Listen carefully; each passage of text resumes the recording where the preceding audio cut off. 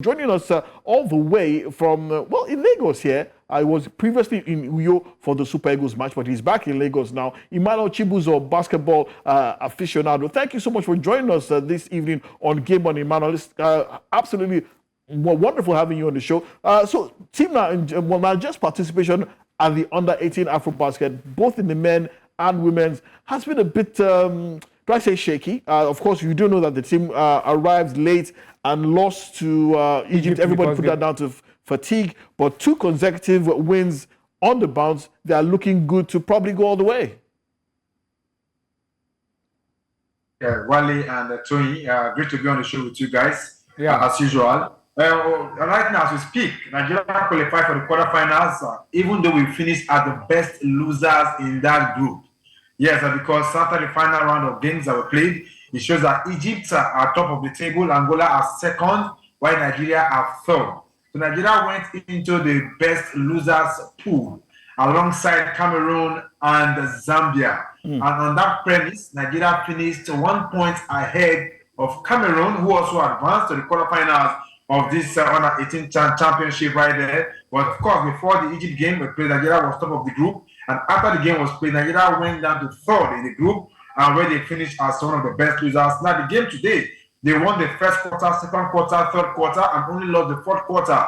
But the defeat to Egypt in the first game, where they lost by mammoth scoreline, having arrived 5 hours before the kickoff, has done so much damage to them because of the massive scoreline with which they lost that game. But right now, Coach Fubara has done a great job to navigate their way past the group stages. And right now, they're in the quarterfinals, albeit through the back door, if I call it the losers final, or the third place best team. Nigeria have advanced to that tournament at quarterfinals. And let's wait and see what comes out of this from here. But right now, Nigeria, in case anybody is not aware, has advanced through the lottery of the third place playoff from this group.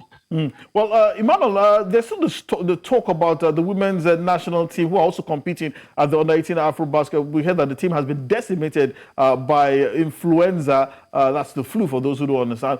Can you give us any updates regarding their further participation in this tournament? Yes, I think right now, the last time I spoke with someone who is close to the team, he said you have to wait before they can verify what's going to happen next. So everything is still under the radar. It's not coming out public yet. What we are hearing are just speculations and rumors. Yes, the influenza is there. It's true. But because if half of the team have been affected by it, they might not be able to continue with it. So it's still, they're trying to keep it under the wraps for now before it becomes official and public if it's going to affect them on this one. But right now, it won't be good because of how these ladies have been doing well, or the young ladies have been doing well, and so far so good in the course of this tournament. Well, finally, Manu, before we let you go, your impression of this team so far, can they make it all the way to possibly the semi-finals or the final? They are settled right now because the whole wahala that came up when they got to the tournament late. Coach Fubara is a man who has given his time to underage basketball for over 10 years. He led Nigeria's team to a bronze medal finish on the under 16, to a bronze medal finish in 2019. He's one man who is also in charge of the U.S. Elite Basketball Tournament. The Rivers State is in charge of the Africa Zone, and also is the president of the Port Harcourt-based club, the DAF Foundation. He's a man who has devoted his time and everything he's got. Now, up next for them, we don't know who will find out who they're playing because they came in through the third place playoff.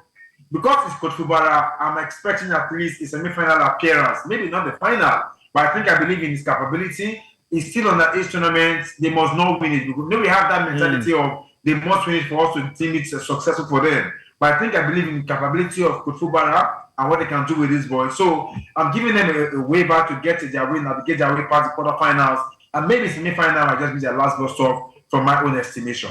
Okay, we've been speaking with Emmanuel Chibuzor, a basketball journalist who joins us from here in Lagos. Thank you so much for coming through, Emmanuel. It's been an absolute pleasure having you on the show.